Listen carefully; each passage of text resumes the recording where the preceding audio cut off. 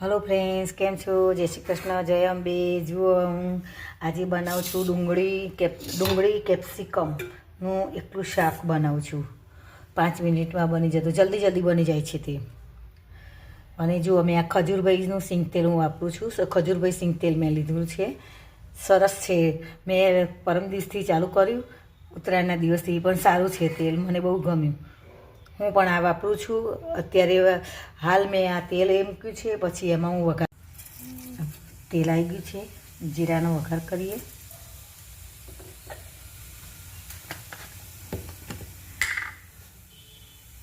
થોડી જ રહી નાખવાની, હિંગ નાખવાની,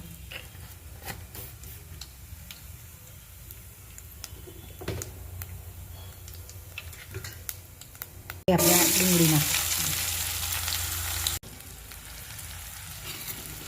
હવે આપણે આ ડુંગળી નાખી,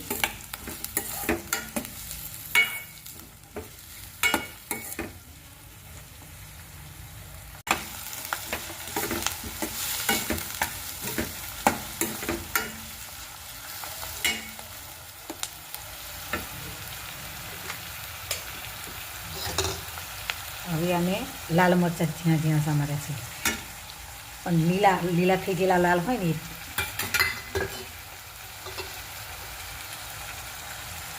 અને આ કેપ્સિકમ છે। કંઈ શાક ના હોય તો આ ફટ દઈને આપણે તમે બનાવી શકો છો, અને બહુ મસ્ત લાગે છે। આ તો દરેકના ઘરમાં હોય, લીલી ડુંગળી હોય તો થઈ શકે,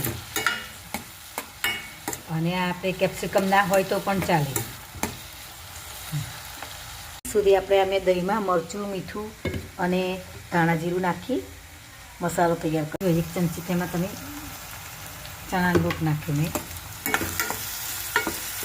નાખવો હોય તો નાખો, ના નાખવો હોય તો વાંધો નહીં, ઓપ્શનલ છે નાખવાનું, પણ થોડો ટેસ્ટ સારો આવે છે એનાથી।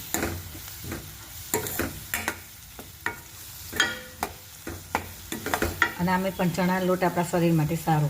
હવે આપણે આ દહીં નાખી દઈએ।